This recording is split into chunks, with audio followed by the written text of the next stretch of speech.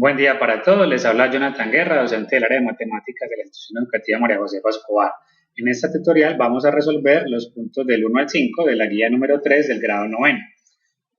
Los puntos del 1 al 5, en este caso de esta guía, los vamos a encontrar como material teórico. En la página 12 del texto guía vamos a aprender matemáticas. Para ello necesitamos mucho este cuadro que está acá, que vamos a resumirlo un poco. Recuerden que los números reales que se representan con una R mayúscula pueden, dividirse en dos clases de números, los racionales y los irracionales.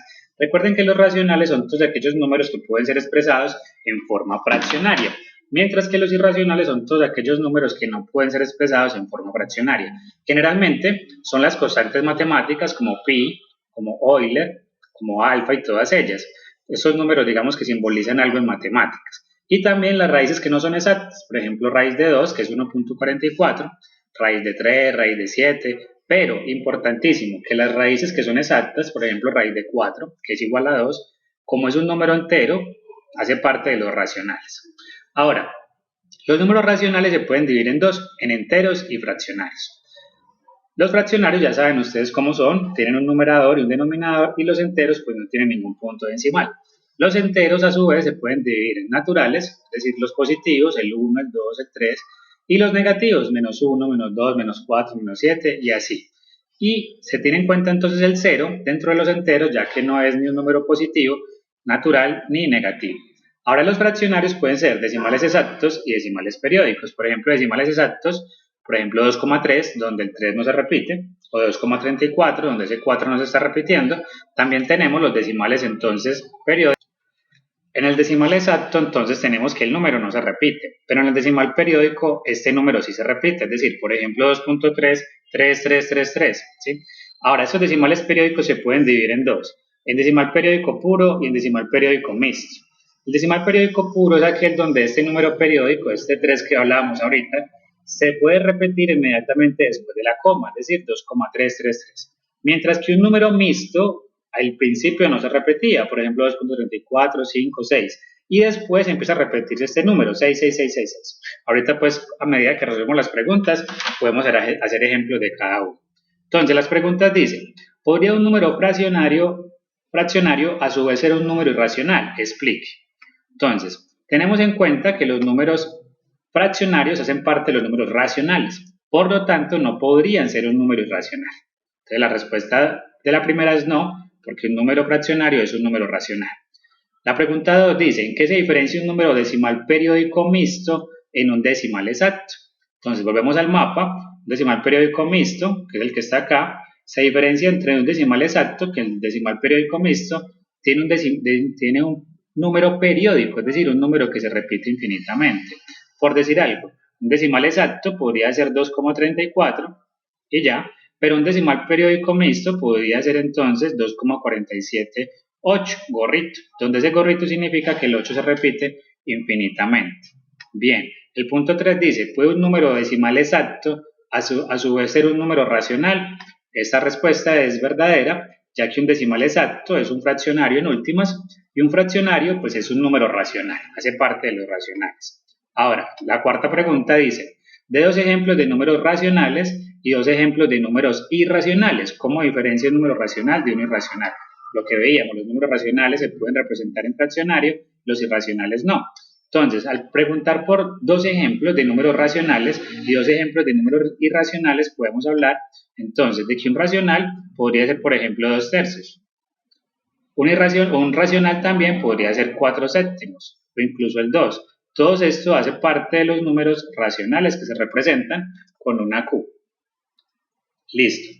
Ahora, los números irracionales, como hablábamos ahorita más atrás, pues decíamos que son todas aquellas constantes matemáticas y todas las raíces que no tienen una raíz exacta, ¿sí? Entonces podríamos hablar de que un número irracional es el número pi y a su vez también podemos decir que irracional es el número raíz de 2. Estos dos números hacen parte de los números irracionales que se representan entonces con una i.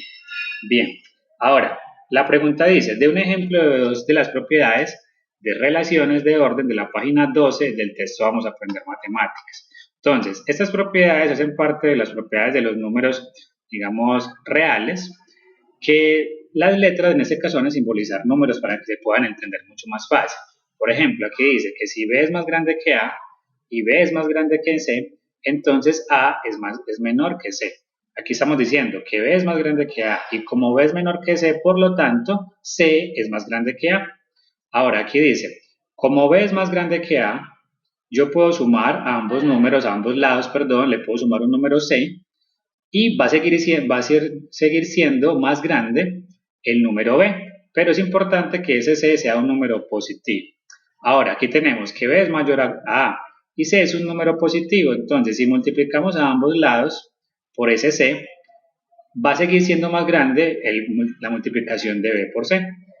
La propiedad 4 dice que si B es más grande que A y C es menor a 0, es decir, negativo, la desigualdad me va a cambiar, o sea que ya no va a ser más grande la multiplicación de B por C, sino que va a ser más grande la multiplicación de A por C. Ahora aquí dice, si B es más grande que A y C es menor que D, si yo sumo, entonces este número C se lo sumo a la parte izquierda y este número D se lo sumo a la parte derecha, va a seguir siendo más grande la suma B más D que la suma A más C.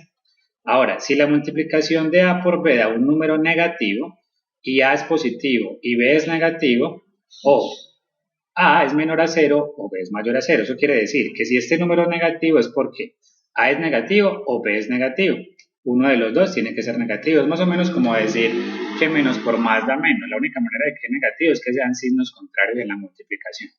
La propiedad 7 dice que si la multiplicación da positiva, tiene que ser que los dos son positivos o los dos son negativos. Algo así como más por más y menos por menos más. ¿Sí?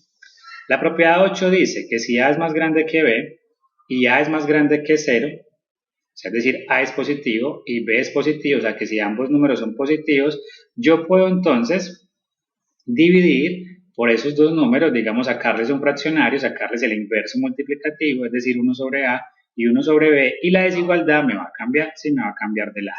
Aquí hay algunos ejemplos que pueden ayudar a entender un poco esto, que se los voy a dejar para que ustedes pues los analicen. Realmente solo es leerlo, por ejemplo, si el 7 es mayor a menos 5 y el 9 es más grande que 0, entonces se cumple que si yo multiplico a ambos lados por 9, la desigualdad se conserva. Es decir, sigue siendo más grande 7 por 9 que menos 5 por 9. Entonces todos esos ejemplos vamos a dejarlos para que ustedes puedan analizarlos, digamos, de manera particular, mirando cada una de las propiedades. Recuerden que este número pi significa 3,14, este número e significa 2,71, es un número matemático que de hecho se encuentra en las calculadoras.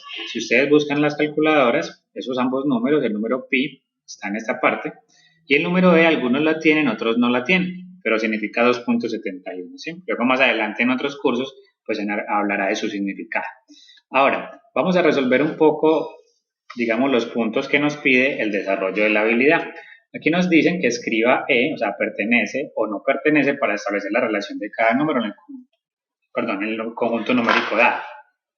Simplemente tenemos que preguntarnos si este número corresponde a este o no.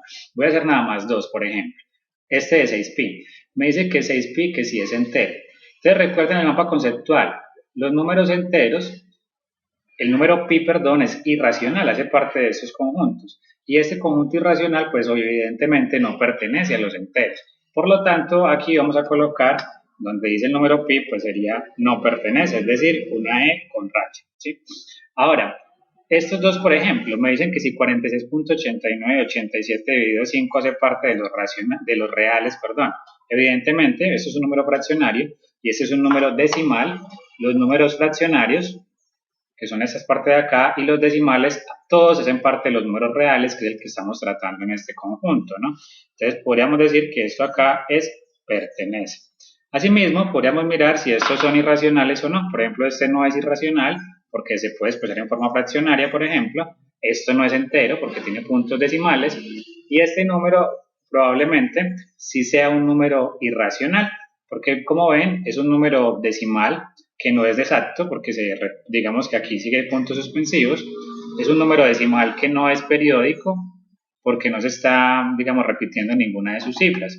Por lo tanto, como es un decimal que no es ni exacto ni periódico, es probable que provenga de un número irracional. Sí, es probable que provenga, digamos, de una raíz que ya no es exacta o de una constante matemática. Por ejemplo, entonces aquí colocaríamos que efectivamente sí pertenece a los números irracionales. Ahora, la evaluación del aprendizaje nos dice que coloquemos menor que, mayor que o el símbolo igual según corresponda. Aquí nos dicen que si el número 2 es más grande que la raíz de 2, ¿qué pasa cuando le sumo un número positivo a ambos lados? Simplemente es cuestión de que vayamos a la tabla de las propiedades y busquemos qué pasa cuando yo le sumo un número a ambos lados, sabiendo que, por ejemplo, b es más grande que a. En ese caso tenemos esto. Raíz de 2 es menor a b, en ese caso a 2. Si le sumamos, digamos, el número c a ambos lados, se va a conservar la desigualdad. Si le sumamos el número 5 a ambos lados, se va a conservar la desigualdad. Por lo tanto, este número sigue siendo más grande que raíz de 2. Ahora, aquí tenemos 2 es más grande que pi medios. Y, a su vez, pi medios es más grande que pi tercios. ¿Qué podemos decir entonces de pi tercios en relación con 2? Si pi medios es más grande que 2 y pi medios a su vez es más grande que pi tercios, por lo tanto, 2 va a seguir siendo más grande que pi medios y va a seguir siendo más grande que pi tercios. Es decir, la desigualdad es hacia el lado derecho. Si ustedes notan, podemos buscar la propiedad que nos diga esto.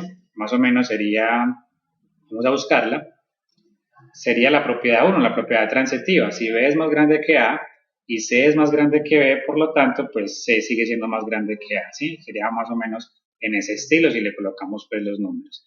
Bien, hasta acá este tutorial, espero pues haya sido claro.